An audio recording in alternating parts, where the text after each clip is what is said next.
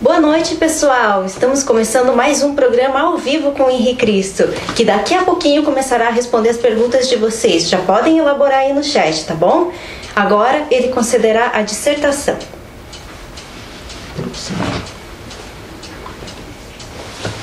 O Pai, eterno e inefável, Deus infalível, Criador do Universo, das culminâncias do Teu reino, do trono do Teu poder, do alto do qual Teus olhos temíveis tudo descobrem, tudo veem. Ilumina-me para que eu Te sirva sem equívocos, glorificando-Te, hoje e sempre, ó Pai. Concede-me, ó Pai Santo, o dom da assimilação aos que me ouvem, principalmente aos que estão me ouvindo pela primeira vez, para que possam entrar em simbiose contigo, Senhor. Agora, meus filhos, que ouvis falar de guerras, rumores de guerras, reino contra reino, nação contra nação, tempestades, terremotos, inundações, pestilências, fomes, conscientizai-vos, é apenas o princípio das dores que anunciei prenunciando o meu retorno. Eu sou emissário do Pai. Reconheço o vosso direito de pensar e dizer o que quiserdes, desde que me respeiteis o direito e dever de esclarecer quem sou. Não escolhi ser Cristo, não posso vos obrigar a saber que sou, mas isto não altera a minha realidade. Pensais que é fácil, obediente ao meu Pai, andar indumentado assim? Os ignorantes zombando de mim? Ainda que os malignos condenaram Galileu, a terra continuou gravitando em torno do sol. O sol brilha, e mesmo que todos duvidassem, ele não deixaria de ser sol. Assim também, ainda que a maioria dos terráqueos não creiam que sou Cristo, continuo sendo o mesmo que crucificaram. Não me é facultado abrir a cabeça do nécio com um serrote e introduzir-lhe um bilhetinho dizendo: acorda-te, ignorante, desperta-te. Sou ainda Cristo, filho do homem. Somente o demônio. Herodes, possuído pelo demônio, pediu e exige milagres. O maligno disse, enquanto eu jejuava 2000 anos: se és o filho de Deus, transforma estas pedras em pão. Ao que lhe respondi: nem só de pão vive o homem. Em verdade vos digo, eu não preciso provar nada a ninguém, porque o óbvio é ululante, não carece de provas. Vós, meus filhos, é que necessitais provar que sois dignos de meu Pai, Supremo Criador, único ser incriado, único eterno, único ser digno de adoração e veneração, onipresente, onisciente, onipotente, único Senhor do Universo. Eu sou o libertador. Voltei a este mundo para libertar o meu povo do jugo dos falsos religiosos, dos grilhões da idolatria, da fantasia e da mentira. Amo liberdade, por isso deixo livres os seres que amo. Se voltam, é porque me reconheceram e são meus filhos, dignos de meu Pai, Senhor e Deus. Se não voltam, é porque jamais tiveram parte comigo. Se vedes em mim alguma coisa, o ato aparentemente faltoso e injustificável, o erro não está em mim. E se na maldosa ótica da vossa visão, em mim não pode haver erro, porque sou puro e vim sem livre-arbítrio a este mundo só para executar a vontade do Ser Supremo e Perfeito que me reenviou. E quando osai julgar-me, estareis sendo julgados por Ele. Benditos são os olhos que me veem e veem quem sou. Benditos são os ouvidos que me ouvem e me reconhecem pela minha voz. Bem-aventurados sois vós, vós que me escutais, porque eu só vos falo que escuto do meu Pai que é em mim. Que a paz seja com todos, meus filhos. Bom, pessoal, vamos começar com as perguntas. A primeira pergunta de hoje é de Fábia Fan. O que o senhor acha dos segredos de Fátima? Bem, para simplificar, uma vez que já tem muitas perguntas, o segredo de Fátima, o principal que fez até o sumo pontífice desmaiar quando viu, é que eu ia voltar aqui na Terra e não ia concordar com as coisas que fizeram na minha ausência, usando o meu nome antigo, Jesus. Esse é o principal segredo que não quiseram revelar. O restante está tudo explicado na minha página, henriquito.org.br, onde pode pegar os detalhes minuciosos, que demoraria muito, me alongaria muito se fosse para detalhar. Mas lá está disponível, henriquito.org.br. que tem em toda a minha parte. Próxima pergunta de Rafael Melo. Inri, o que era a serpente na época de Adão e Eva? Era realmente um animal? Ela foi mesmo amaldiçoada ou era simbologia de alguma entidade do mal? Bem, fisicamente, era não meramente uma simbologia. A serpente era uma serpente, mas só que a entidade do mal é que usou a serpente, um espírito das trevas que usou a serpente, porque até então a serpente tinha amizade com a Eva, com a mulher.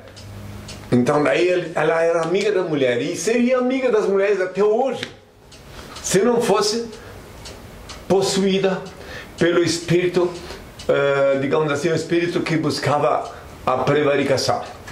Então daí, como ela tinha amizade, a maior prova que ela tinha amizade com a Eva é que depois o Senhor disse: agora colocarei inimizade entre vocês. Ele estava interpretando a lei, ele não estava colocando, e sim metaforicamente interpretando como a lei ia funcionar, que a serpente ia perseguir o calcanhar da mulher e a mulher buscaria matá-la.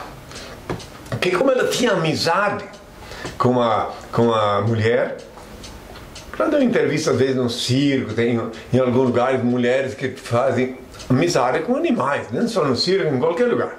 Então ela tinha uma amizade mais íntima com a mulher, vivia se enroscando na mulher. E alguma vez, instintivamente, ela mexeu no lugar mais, em resumo, ela tentou mexer na porta do templo de Vênus. E daí, a saber, cientificamente falando, seria o clitóris da mulher. E daí a mulher, naquele mesmo instante, o espírito se apossou da mulher e fez ela ver que ela poderia, se quisesse, proceder como os animais procediam, porque afinal de contas o Adão estava lá dormindo, ela pode lá acordar ele, né? Eu vou falar da maneira mais singela possível. E daí estou acordando ele, mexendo lá na serpente dele, lá tu vais conseguir ser igual aos animais.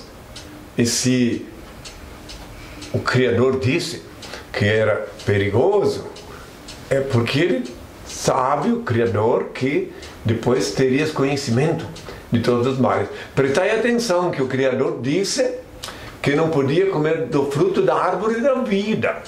Podia comer todos os frutos, mesmo da árvore da vida. Qual é a única árvore que gera vida? Vida, dessa vida que a gente está falando. É o sexo. E daí foi que a serpente foi usada para despertar os instintos primitivos que antes a mulher só tinha no tempo que era macaca, outras condições, antes de evoluir. E daí, mas Deus sabia que tudo isso ia acontecer. Deus sabia, ele advertiu, mas ele sabia que tudo isso ia acontecer, mas advertiu para que depois o homem nunca reclamasse de que teria que trabalhar para ganhar o pão com o suor do próprio rosto.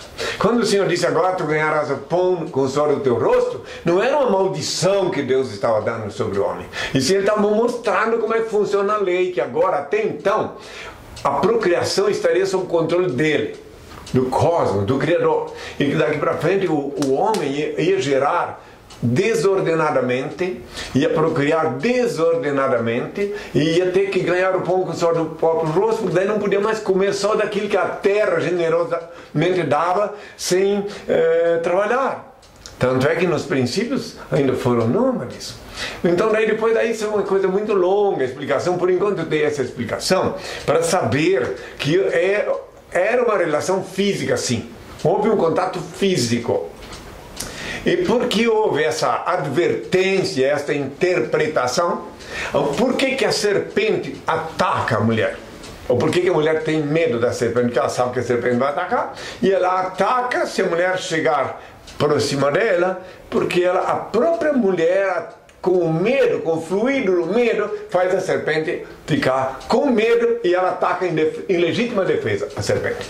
É bom que saibam que a serpente nunca vai atacar ninguém se não se sentir ameaçado. Isso pode estudar na biologia e também outros animais. que se não atacar, ele fica...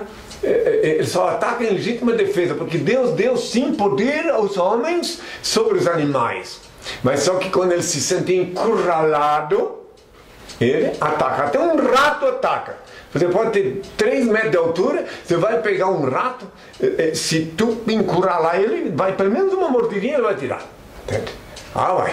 Entende? Então é isso. O restante um dia, que essa parte não está na página ainda, não? Não. Então um dia eu vou explicar com mais riqueza de detalhe. Poxa, tem mais de 300 perguntas respondidas e essa aqui ainda não está. É que eu falo essas coisas nos encontros pessoais, no plano esotérico, quando as pessoas vêm individualmente fazer a pergunta. E dessa vez fizeram em público, que tenham todos a minha paz. Qualquer dúvida, voltem a perguntar. Próxima pergunta, Albert Einstein. Eu gostaria de saber se o Henry sabe a resposta à pergunta da menina que questionou o Papa sobre o porquê as crianças precisam sentir tanto medo e tristeza, já que ele não soube responder. Cruzes, quer dizer que o Albert Einstein está aí de volta? Uma novidade para mim, né? Bem, que ele perguntou por que as crianças são atingidas, por que elas sofreram por ocasião desse terremoto, e por que elas sofrem nas guerras, por que elas sofrem, porque tem a ver, claro que não é qualquer um que pode explicar isso, porque isso aí depende de conhecer a lei do karma, a lei da reencarnação. Então pode ver no meio de uma turbulência, num terremoto, num lugar, às vezes num acidente aéreo, uma só criança sobrevive, porque aquela não tinha débito karmático.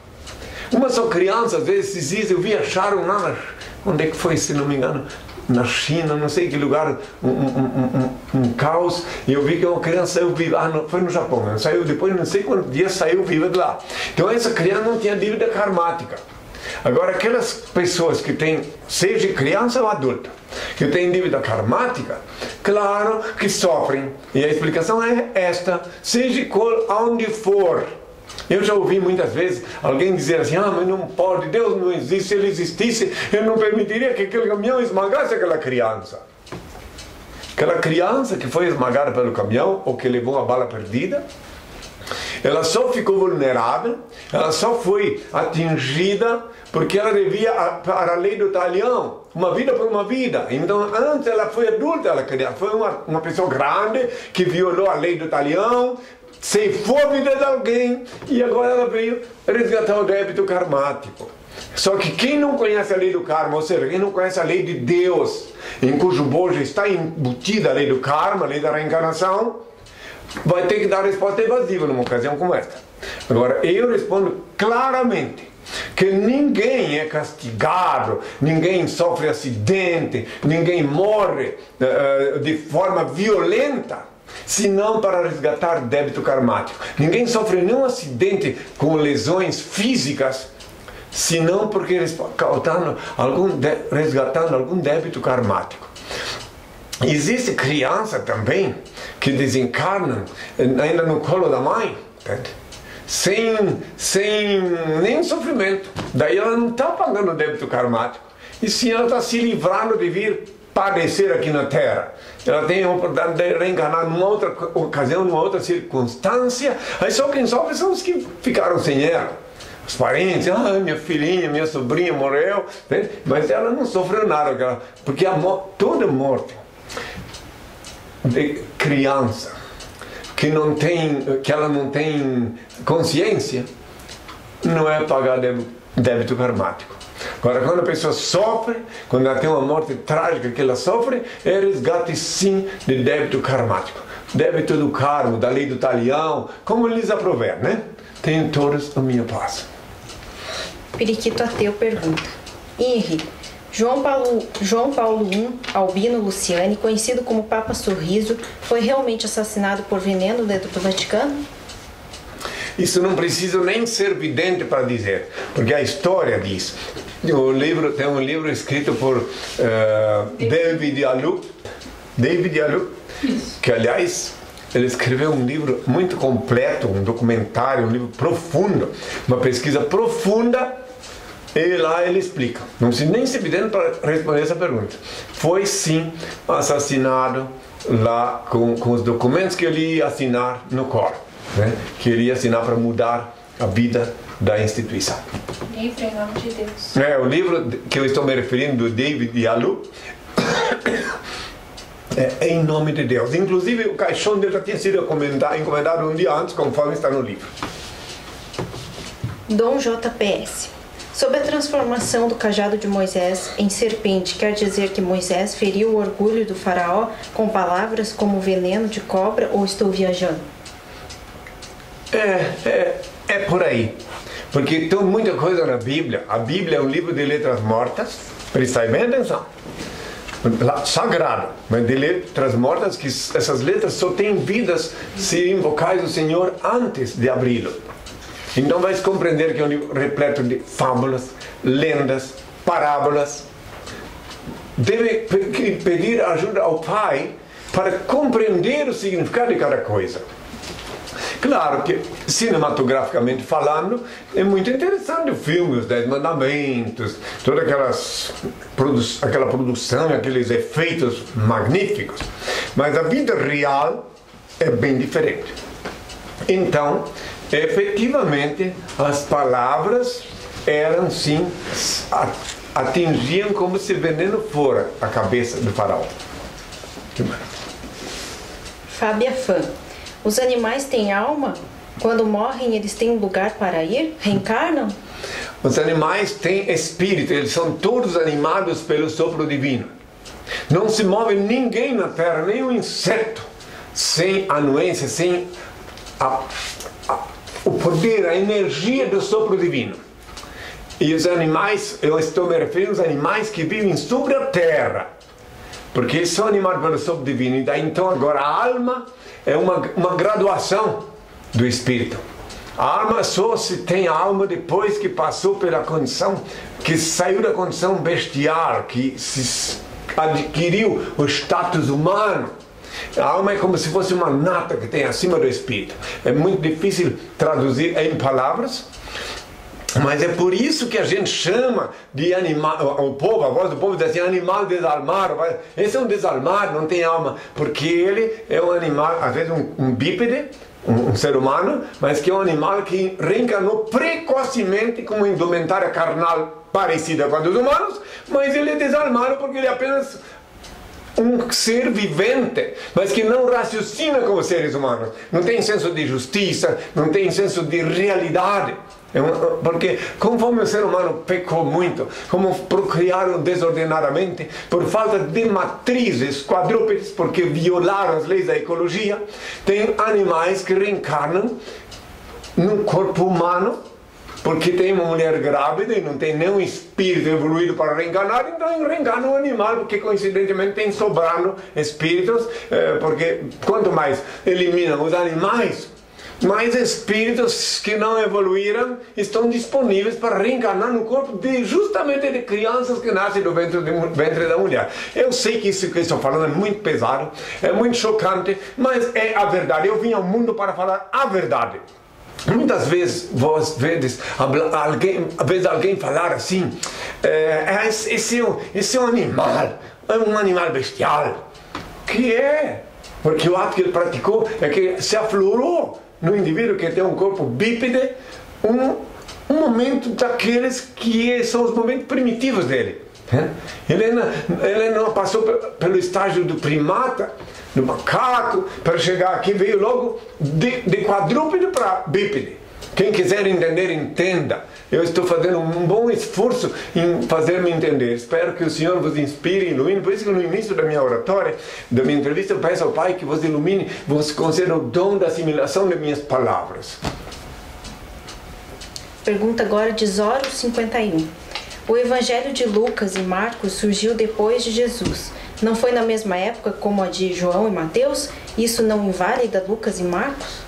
Não invalida porque Deus justamente inspirou Lucas para fazer aquilo que os discípulos não fizeram. Ele era um pesquisador um médico, pesquisador, que foi pesquisar. Se não fosse Lucas, ninguém poderia compreender, se Deus não tivesse colocado Lucas a escrever, ninguém podia compreender o tempo da minha reprovação aqui na terra. Porque só ele explicitou bem. E está lá escrito em Lucas 17, versículo 25 a 35, que antes do meu dia, do dia de glória de meu Pai, eu seria rejeitado por minha geração. Daí os fariseus dizem assim: mas isso já aconteceu quando foi crucificado. Só que o texto completo é assim, o texto na sequência, primeiro é necessário que ele seja rejeitado por sua geração, está escrito. Mas depois diz assim como foi nos tempos de Noé, comiam, bebiam, casavam-se, edificavam-se, davam-se em núpcias, até o dia em que veio o dilúvio e inundou a todos, exterminou a todos. Assim será o dia que o Filho do Homem se manifestar. Então esse é futuro. Prestai atenção no texto, está lá. Lucas 17, versículo 25 a 35. Se o Lucas não tivesse sido designado pelo Senhor, porque os discípulos só pensavam em glória momentânea. Os discípulos só pensavam que eu quando voltasse só vinha na glória. E esqueceram que eu avisei. Que pode ver o Evangelho de Mateus, nenhum fala com clareza da minha reprovação. Agora Lucas teve a inspiração de Deus de colocar lá bem claro, de 17 versículo 25 a 35, que antes eu seria rejeitado por minha geração, e assim como foi nos tempos de Noé, seria quando eu voltasse à terra. Fala de futuro. Prestai muita atenção no texto e vê por que só por esse texto aí já valeu a presença de Lucas nos evangelhos. Zaqueu 10. Henri, quando você morrer, você vai reencarnar novamente? Eu que vos falo, não morri e não vou morrer. Eu vou apenas desencarnar. Que morrer, eu vou voltar para o Pai. Agora, se eu morresse, não podia voltar para o Pai. Eu vou abandonar o meu corpo, que é meu veículo cela. Quando chegar a hora do Senhor, que Ele me disser: filho, tua missão já está cumprida. Então eu vou descansar. Vou sair do meu corpo, descansar esse corpo. E vou para o Pai. Depois, obviamente, graças a Deus, só daqui uns 1000 anos, tão cedo nem quero voltar aqui. Então daí eu volto para dar continuidade à minha missão, como está prevista. Porque daqui uns 1000 anos, o demônio terá sido desamarrado. E daí é preciso que eu volte aqui dar novas instruções, que vão ter os tataranetos dos tataranetos dos tataranetos, que vão dizer: não, isso não existiu, esse Cristo não é uma lenda. Aí eu tenho que voltar para ele ver que eu existi, que existo daqui mais de 1000 anos. Homem bom 3. Henri Cristo, algum dia o ser humano poderá construir uma máquina do tempo? Máquina do tempo parece que já construíram. Por exemplo, para ir daqui, digamos, até São Paulo, eu levo quase 2 horas numa máquina voadora do tempo. Agora, porque a máquina do tempo é aquela que está à mercê do tempo. E o relógio é aquele que regula o tempo que as pessoas usam. Agora, onde eu vivo, o tempo não conta. Lá onde eu vivo. Aqui eu estou só de passagem. Lá onde eu vivo, o tempo não conta, porque lá é a eternidade, lá é eterno. Então daí não tem calendário, graças a Deus. Não precisa calendário, não precisa relógio, não precisa nada. Nem comer não precisa. Agora aqui precisa comer, precisa olhar no relógio, cumprir obrigações, estabelecer tudo isso. Então a máquina do tempo, na minha ótica, já está construída. Se é para regular o tempo, já está os relógios, tem celular, tem relógio de todo tipo. E também, até o Big Bang lá de Londres, né? Ele quis dizer voltar no tempo, talvez. Bom, aí já é uma coisa que também é muito vaga essa questão. Se é isso que ele quis dizer que para voltar no tempo? Acho que sim. Máquina para voltar no tempo? É por causa daquele filme que a pessoa entra numa máquina assim. Isso aí tudo é fantasia por conta da ficção. Fantasia, ficção, para quem tem tempo para isso, assistam esses filmes e se deleitem. Mas a vida real é bem diferente, sem querer ofender ninguém. A realidade é pisar firme aqui, Esta é a realidade. Pisar com os pés na terra, caminhar erguido e não horizontalmente. Caminhar erguido sobre a terra com focinho erguido também, entende? Então, isso é viver na Terra. Agora, o restante é fantasia. Tem várias formas de viajar, na maionese, até na diarreia dá para viajar. Agora, eu sou realista. Eu percorri 27 países sozinho, de país em país, sem pedir favor a ninguém. Então eu piso na terra. Compreendo que tem pessoas que têm tempo sim para pensar nisso. Não quero ofender. Não se ofenda, meu filho, mas eu sou autêntico. Eu primo pela autenticidade. Eu não consigo ser hipócrita, não consigo fingir. Eu acho isso uma coisa meio esquisita, esse negócio de... Não em espanhol, né? Que esquisito em espanhol é gostoso. Estou falando em português mesmo, né? Calma, filho. É saboroso em espanhol. Eduardo, o Brasil será a nação mais importante do mundo a partir desse século, Rabi? A nação mais importante do mundo é aquela que está sob a égide da divina providência, é aquela que estiver protegida pelo Altíssimo. Para estar protegida pelo Altíssimo, uma nação tem que se curvar às leis do Eterno, tem que assimilar. Ninguém se curva ortodoxamente à lei se não conhecer a lei. Então eu, pelo menos da minha parte, modestamente, eu estou aqui tentando ensinar a lei. Se o povo, como eu estou articulando um plebiscito, que um dia eu puder falar como está previsto, como eu tenho que falar numa cadeia sem ser interrompido durante 3 horas, mas não falar para os benditos filhos que estão ouvindo agora meramente, e sim para toda a nação, para todo o país. Daí a maioria vai começar a assimilar a lei, vai começar a compreender a lei divina. Que então eu posso explicar numa linguagem que ninguém pode dizer não entendi. Porque aí estarei falando para toda a nação. Por enquanto, não sou sonhador, não tenho utopia, não tenho fantasia. Por enquanto, estou falando só para aqueles que Deus inspirou a ouvir-me. Porque quando me chamaram Jesus, eu disse: muitos serão chamados e poucos os escolhidos. Eu me exponho aqui. Ontem ainda me perguntaram como é que todo olho me verá, porque está previsto que todo olho me verá. Todo olho pode me ver agora. Agora. Estou na net. E qualquer, até na China pode me ver agora. Só querer. Só Deus permitir, só Deus inspirar. Então, de qualquer maneira, cada um deve fazer uma reflexão em cima disso tudo que falei e tirar a sua própria conclusão. Antes do intervalo, mais uma pergunta do Eduardo. Rabi, a decadência do sistema capitalista e do regime democrático é inexorável? O sistema capitalista, agora que tem esse nome, né? Em cada época tem um nome diferente, mas o sistema capitalista sempre existiu. O que quer dizer capitalismo?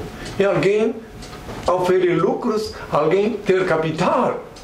Já nos primórdios tempos, lá nos tempos bíblicos, tinha o rico, o fazendeiro, o pobre e os que prestavam serviço intermediário no meio disto.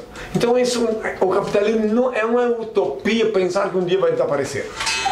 Eu não sou capitalista, nunca serei. Mas eu acho um absurdo dar murro em ponta de faca, uma vez que o capitalismo é inerente à predestinação karmática. Eu sei de pessoas que ficaram ricas por castigo. Nem sempre às vezes quem inveja o rico, se soubesse o encargo, o ônus que o rico tem, ele não invejaria. Existem 4 categorias social bem distintas. Existe o rico maldito e o rico bendito. Existe o pobre maldito e o rico pobre bendito. O pobre bendito e o pobre maldito. Por coincidência, entre aspas, o pobre bendito ele sempre consegue trabalhar para o rico bendito. Então parece que uma família só. Ele respeita o rico bendito porque ele sabe que o rico é rico porque Deus que deu a riqueza para ele justamente cuidar. E o pobre maldito, por coincidência, de novo a esposa, ele está trabalhando justamente para o rico maldito. Então ele odeia o patrão. Note bem a diferença. Ele odeia o patrão, porque o patrão é rico, o patrão tem isso, tem aquilo, e ele não tem, trabalha na marra, e o rico maldito vive com a cabeça quente, pensa, meu Deus, quem vai me roubar amanhã? O que vai acontecer comigo amanhã? Enquanto que o rico bendito não tem medo de nada, não está preocupado com nada, ele confia em Deus. O pobre bendito está trabalhando com ele confia até no operário, nos empregados, porque ele olha eles não como se fosse um número, uma máquina. Ele olha como um ser humano, que Deus deu a condição aquela. Eu conheço muitos pobres benditos que não querem ser ricos, que não têm ambição de querer, só querem aquilo que Deus dá. Trabalham, lutam, batalham, mas não têm inveja do rico. Esses são os pobres benditos. E o rico bendito, pela divina providência, já tem eles como servidores e paga-lhes com justiça. E o pobre maldito, que é aquele que vive com ódio até de Deus, que vive reclamando, que vive mais no hospital do que em qualquer lugar, porque ele não confia no Senhor. Entende? Então aí tem que ver. Isso é um assunto muito longo. Eu já, há muitos anos atrás eu ditei um tratado explicando isso detalhadamente. Não sei se não está na internet disponível, né? Despertador, terceira parte. No livro Despertador, terceira parte, que ainda não foi editado. Mas faz muitos anos que eu expliquei tudo detalhadamente e foi passado para o papel. Um dia, ano que vem, se Deus quiser, esse ano que vem, o Despertador, terceira parte, que é o mais completo, vai ser editado e daí todos poderão ter acesso. Por enquanto é só uma espécie de trabalho artesanal que fazem. Por enquanto, que tenham todos a minha paz. Qualquer coisa, voltem a perguntar. Bom, pessoal, agora vamos para o nosso breve intervalo, mas já voltamos, não saiam daí. Não deixe de acessar www.henricristo.org.br e conheça a fundo o ser mais chocante de todos os tempos, Henri Cristo.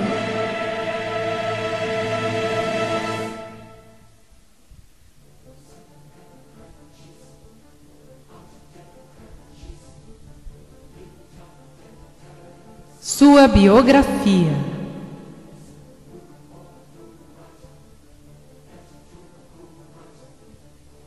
O ato libertário perpetrado por Henri na Catedral de Belém do Pará, que culminou com o nascimento da SOUST, nova ordem mística.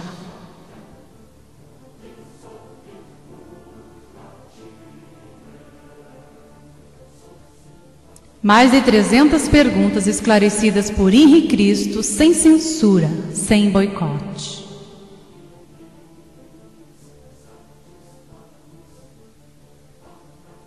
Parábolas.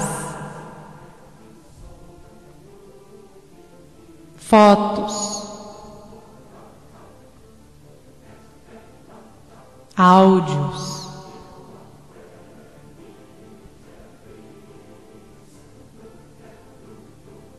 Vídeos, documentários, entrevistas, doutrinas, músicas, entre outros.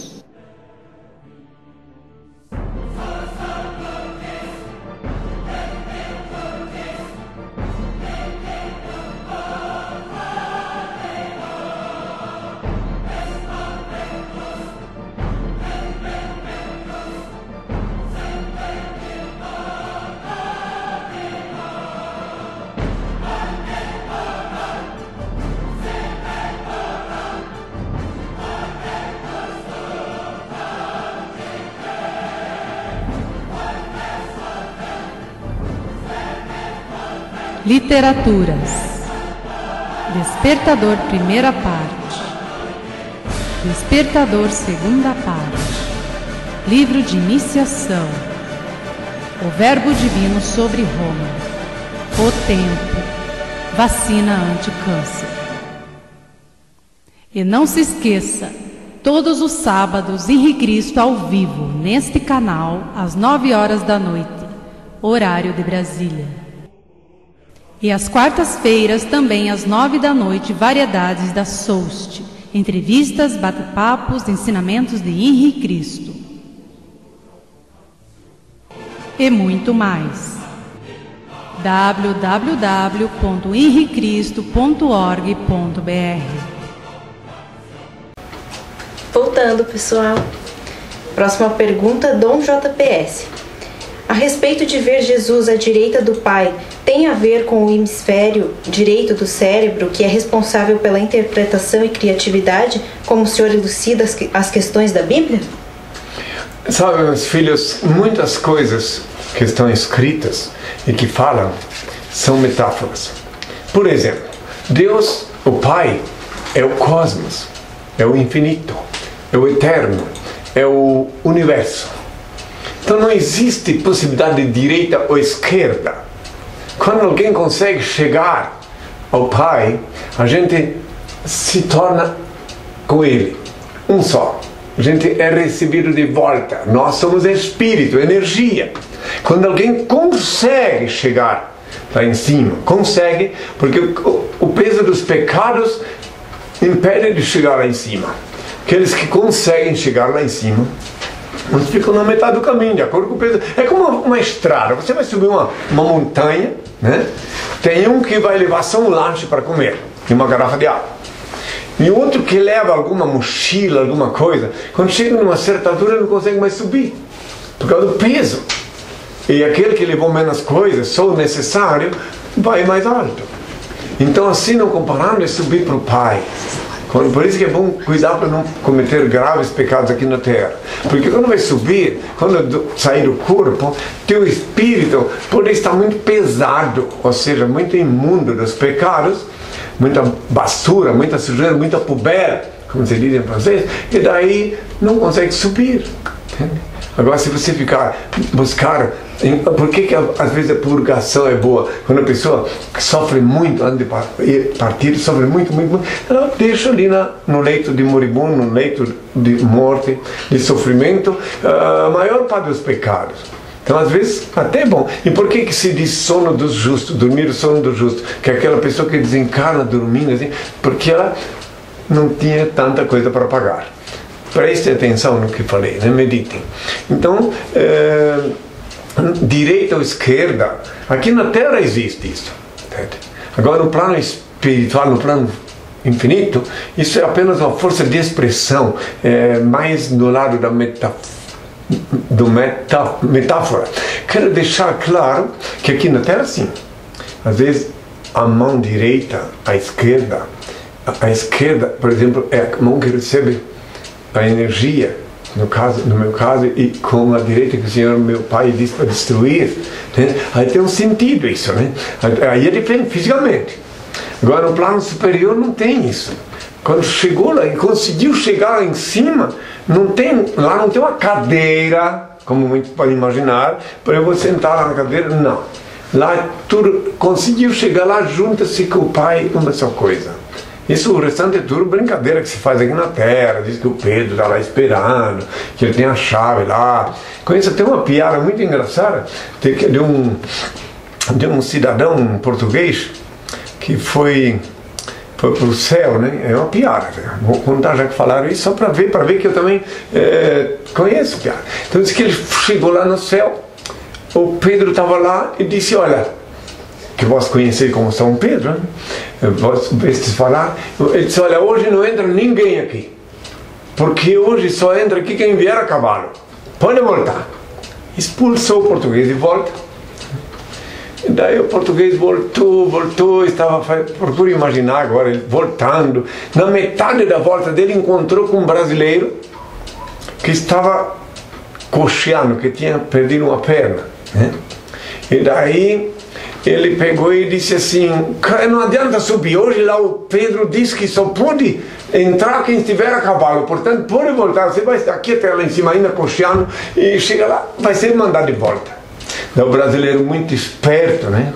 Será que ele era carioca? Não sei, muito esperto, ele pegou e disse assim, já que ele disse que só pode entrar de cavalo, façamos o seguinte, você me leva, eu já estou tendo dificuldade de subir mesmo, né? Com uma só perna, tu me deixa montar em ti, chegamos lá, entramos os dois. Que tal eles? Né? Daí o português pensou melhor, olha, tá bem, então vamos. Aí ele montou no português e subiu. Quando chegou lá em cima, né? Para você ver, eu estou contando essa piada para ver que não tem nada de físico lá em cima, né? Então ele chegou lá em cima, bateu na porta, o Pedro abriu, olhou e disse: ah, espertalhão, tu sabes que aqui só entra quem vem a cavalo hoje, hein? Pois muito bem, seja bem-vindo, amarre o cavalo aí fora e entra. Entendeu? Uma piada que eu me contaram há muitos anos, mas que eu aproveitei para ilustrar essa resposta, que lá no céu ninguém vai nem a cavalo, nem de bicicleta, nem de ator, nem de automóvel, Rolls Royce, nada. É só o espírito, tá? Tá bem? Tenham todos a minha paz. Espero que não tenha nenhuma pessoa me ouvindo aí, assim, dedilhador de rosário, que vai dizer: oh, onde é que se viu Cristo contar piada? Por que não? Até meu pai gosta de piada. Aliás, uma vez, foi Platão que disse que até os deuses gostariam de piada, que ele não sabia que só existe um Deus, que é meu pai. Mas é verdade. Tudo que faz bem para o corpo, piada, faz bem para o filho, para o corpo inteiro.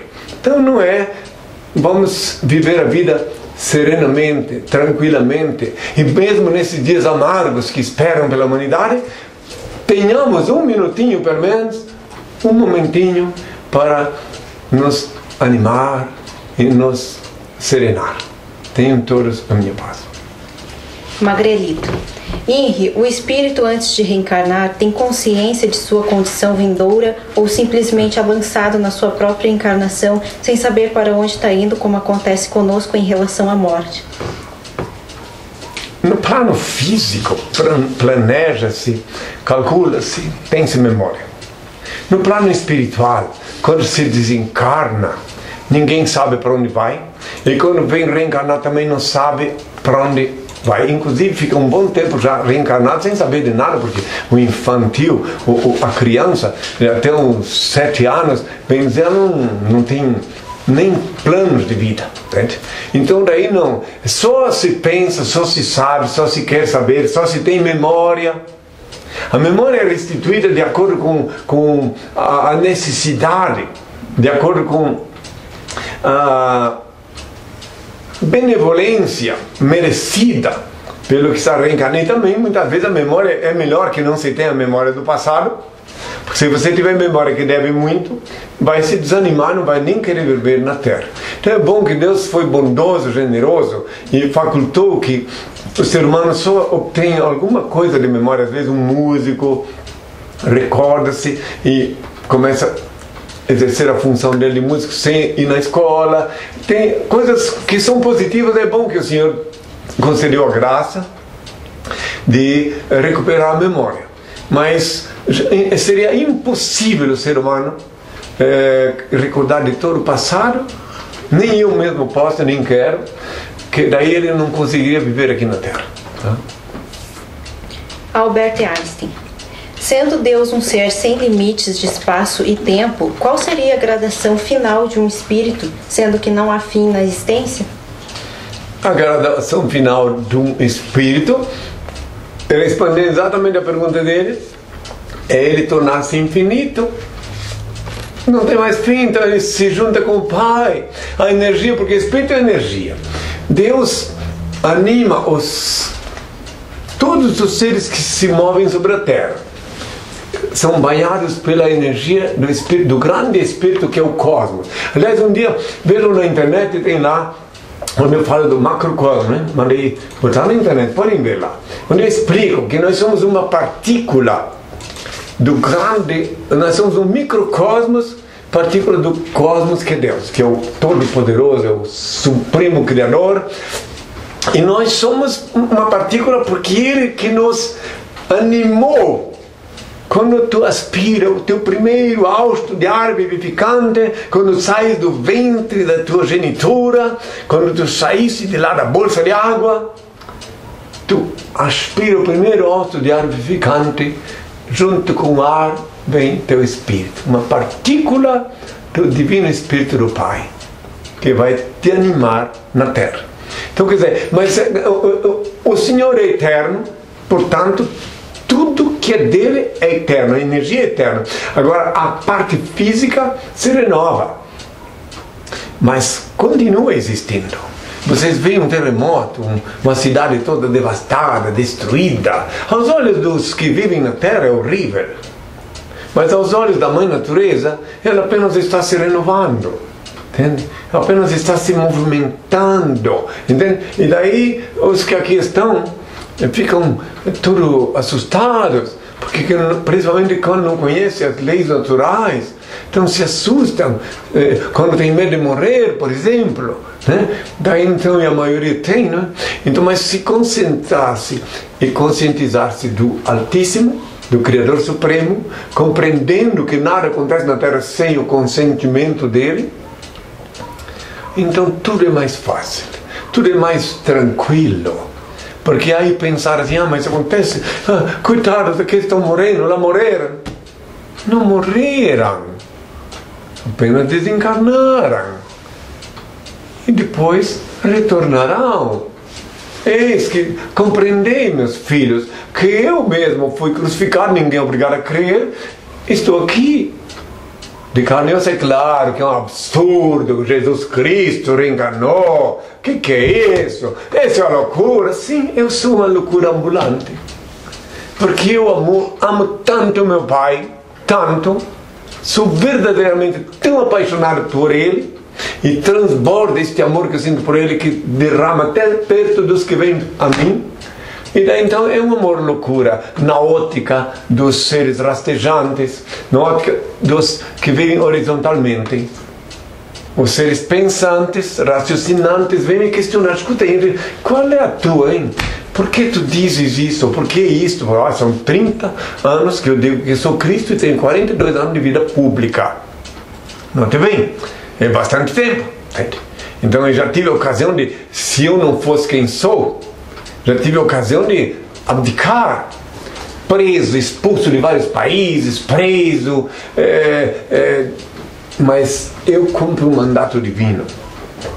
Nada quero, nada tenho, nada temo, nada sei, porque só Ele sabe tudo, só Ele tem tudo. E ainda que Ele, não é que Ele quer alguma coisinha, que Ele planeja que os filhos dele voltem a viver dentro da lei dele, a lei eterna. É isto.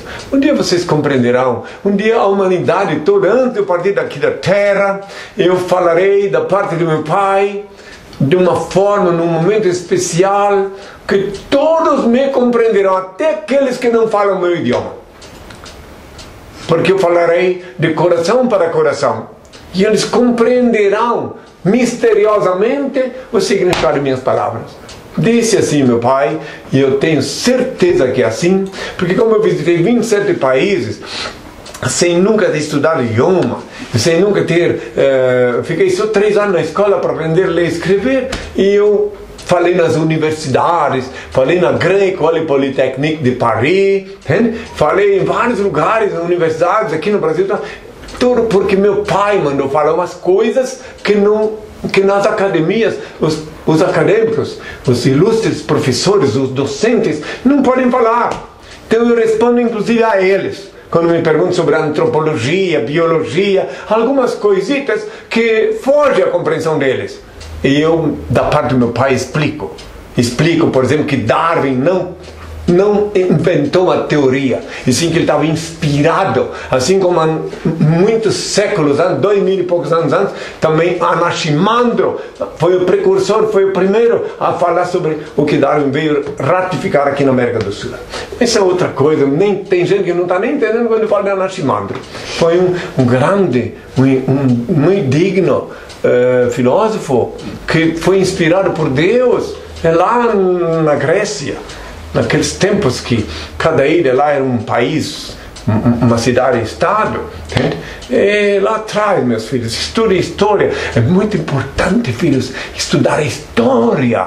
Porque se vocês estudam a história profundamente, não só o que se ensina na escola, porque na escola eles não têm tempo, na faculdade eles não têm tempo de colocar ao par de tudo que aconteceu na história. Eles dão apenas um cardápio para poder tirar uma noção. E o restante depois tu vai estudar em casa.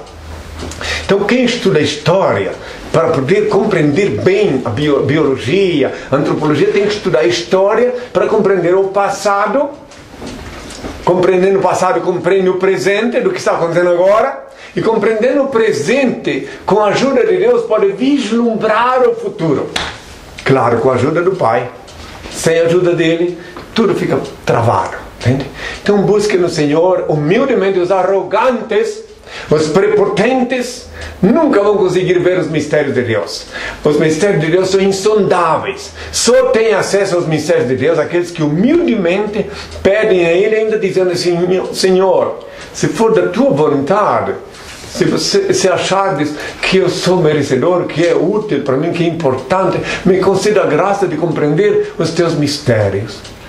Aí Ele despeja sobre vós a parte de luz que Ele considera importante. Que se Ele derramar toda a luz de uma vez só, também sereis fulminado. Fenecereis fulminado. Porque tudo tem que ser homeopaticamente. Eu estou 42 anos de vida pública, e nesses 42 anos, meus filhos, Ele me mostrou coisas, viu? Eu tive a ocasião de ver muitas coisas, mas não posso explicar agora. Mas quero lhes dizer que sem Ele não somos nada. Eu não quero nada, não tenho nenhum interesse meu senão no Senhor. Meu único interesse é cumprir a vontade do Senhor. Não quero viver na terra nem um segundo que não fosse só para cumprir a vontade do Pai, que tenham todos a minha paz. Wellington Menezes, o que o Henry acha do namoro virtual?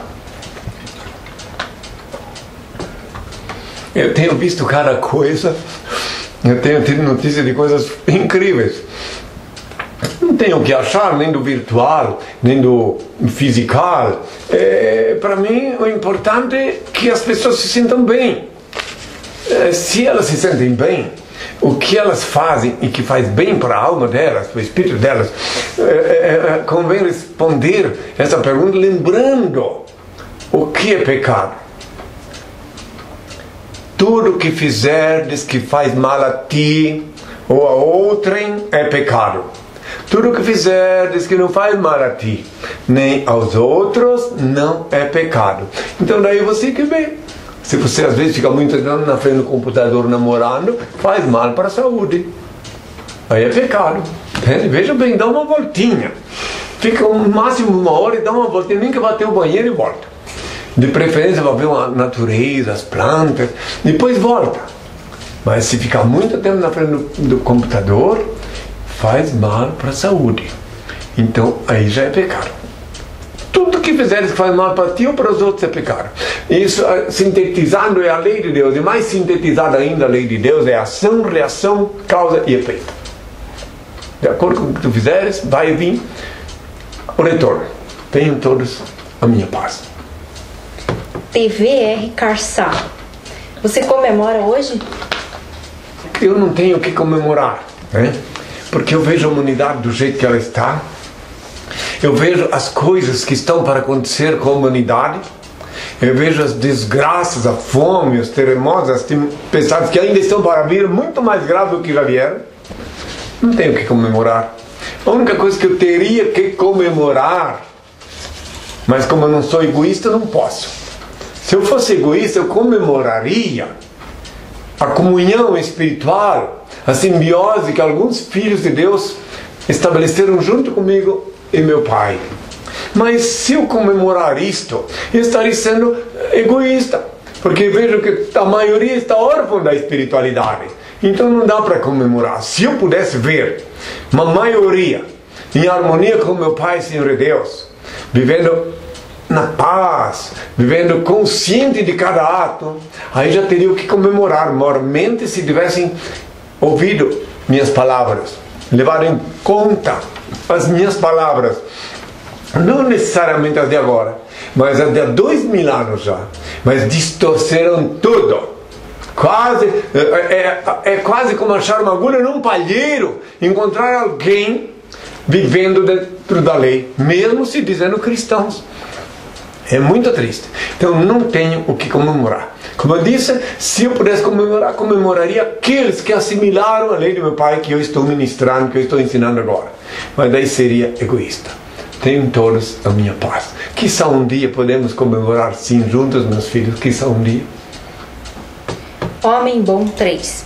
Henry, e quanto às viagens astrais? O que o senhor acha da teoria das viagens astrais? Viagem astral não é teoria. todos vós viajais diuturnamente. Uns viajam de dia, outros de noite. Quando está dormindo, viaja em sonho. Vai para lugares que nunca esteve. Fala com pessoas que nem conhece. Isso é uma viagem astral. Porque o espírito sai do corpo, só fica o corpo vivo, porque fica animado comunicando por um fio sutil. Porque o sangue é a casa, é a residência do espírito. Ele sai do corpo, mas fica o eu menor ali, conectado por um fio sutil. E você viaja. Mas tu continuas de posse do teu corpo. Ele ainda está à tua disposição. Quando tem outros que viajam astralmente. Como eu falei ainda há pouco até na maionese, porque se chama delírio, que saem, né, e tem uns que até acham que eu estou delirando ao dizer que sou Cristo. E o que posso fazer? Vou proibi-los de pensar isso? Não. O fato de pensar em qualquer coisa de mim não muda a minha realidade, né? Então viagem astral é isto. Tem vários tipos de viagem astral. Tem uns que viajam fazendo um pregresso, submetem-se a um processo psicológico para pregressar, para retornar quem eles eram. A regressão.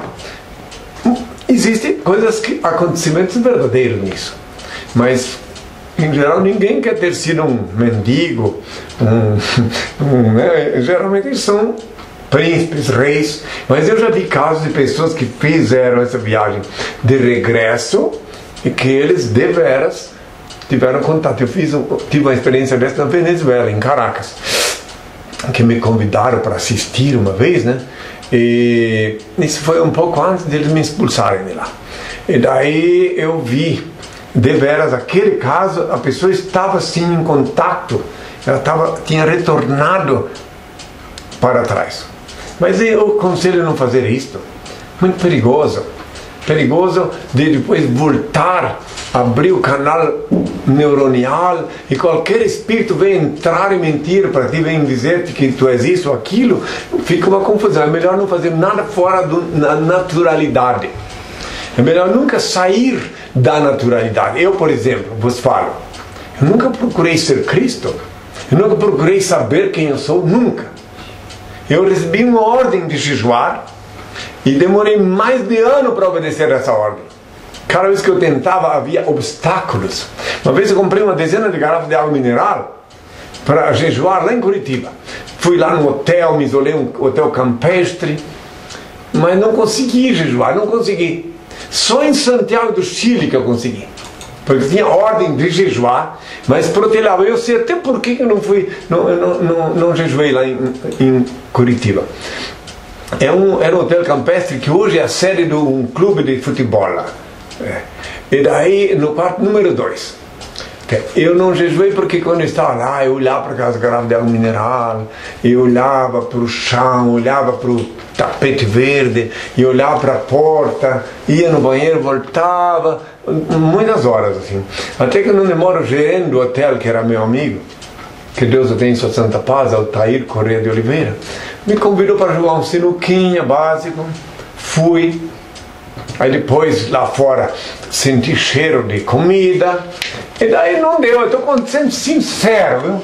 Então, só lá em Santiago do Chile que eu consegui jejuar. E dessa vez não levei água nem nada. E estava em vias de um processo de inanição. Quando o Senhor caí, me machuquei até, e o Senhor então se revelou para mim. Mas eu não procurei, quando Ele me revelou, eu fiquei estupefato.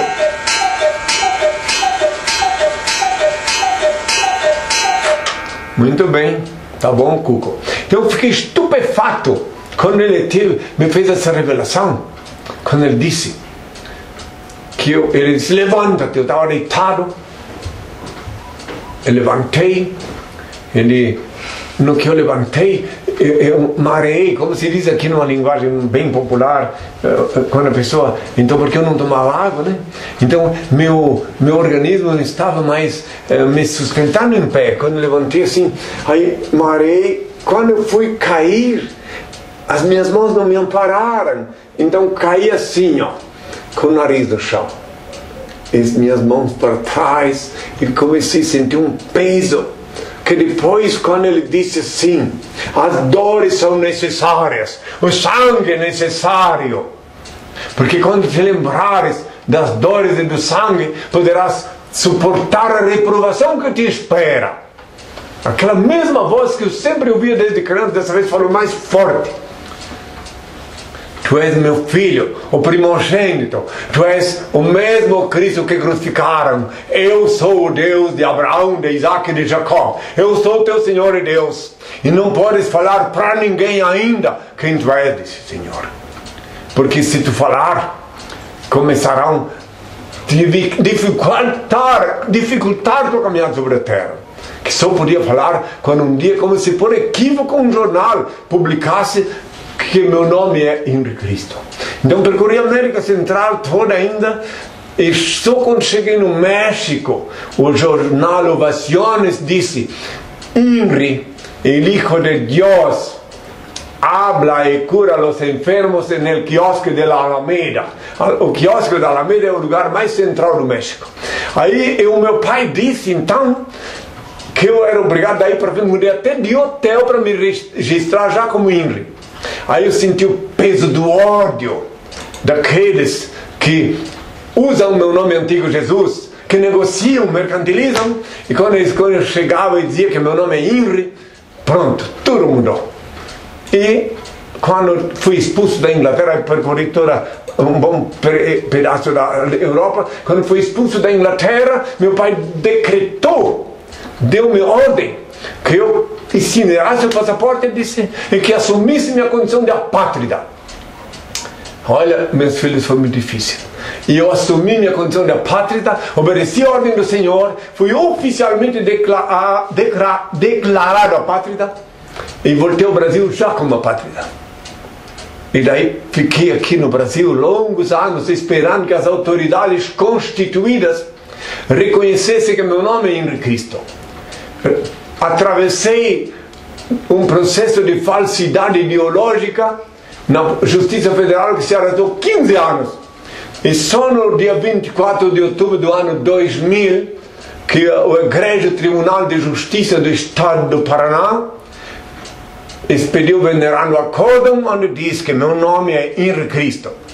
Inspirados os desembargadores, na última instância, decidiram finalmente me devolver o direito à nacionalidade.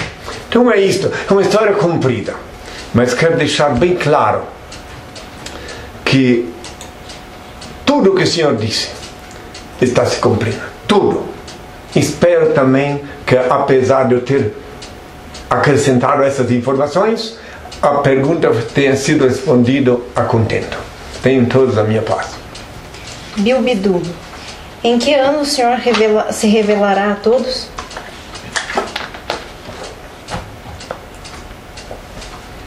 Bem, eu estou me revelando como está previsto na Bíblia, que eu disse assim: muitos serão chamados e poucos os escolhidos. Então, quando eu apareço em público, na televisão, não importa onde, programa de humor, que for, eu estou chamando.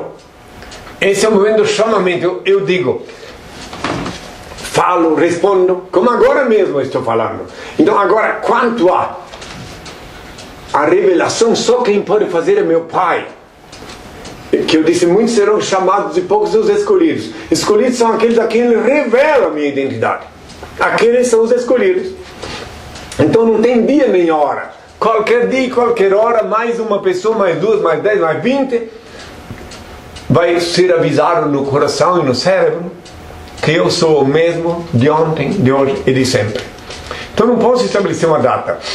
Agora na Bíblia está escrito em Apocalipse 1, versículo 14, que eu, quando a humanidade toda sabe quem sou, que estou na terra, meu cabelo estará branco, da cor da neve. Como eu não tenho pressa, então nem vou tingir meu cabelo. Deixo o cabelo embranquecer naturalmente. Não tenho pressa. Agora, por coincidência ou não, por esses dias, no mundo inteiro está se mostrando minha imagem através da France Press e outras também cadeias de televisão que estão me mostrando para o mundo inteiro. O mundo está começando a saber que eu estou aqui na Nova Jerusalém do Apocalipse 21, Brasília, capital mística do mundo. Só o tempo que pode confirmar, inspirado pelo meu pai, as minhas palavras. Tenho toda a minha paz. Chegou a hora, o Cuco já até avisou, mesmo vez que eu não falo das coisas do meu pai. Para isso tem o Cuco para me avisar e depois os discípulos, né? Porque daí o tempo não conta, porque onde eu vivo o tempo não conta.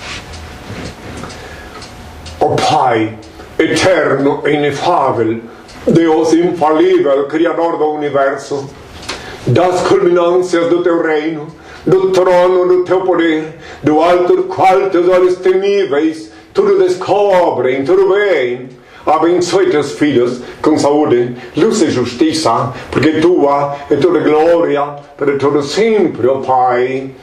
Que a paz seja com todos meus filhos. Agora, como esta semana, já que a France Press divulgou a minha entrevista, está divulgando, então vou pedir ao Pai também uma bênção para os franceses que praticaram esse ato. Ô Père éternel et ineffable, Dieu infaillible, Créateur de l'univers, des culminances de ton royaume, du trône de ton pouvoir, auquel tes yeux tout-puissants pouvoient tout. Bénis tes fils avec santé, lumière et justice, pour que tu, c'est toutes les gloires, aujourd'hui et toujours, mon Père. Que la paix soit avec tous mes enfants. Bom, pessoal, como sempre, agradecemos a presença de vocês, as perguntas enviadas, a presença das meninas aqui que ajudam a transmitir esse programa ao vivo para vocês. E não esqueçam, quarta-feira tem João e os discípulos. Boa noite.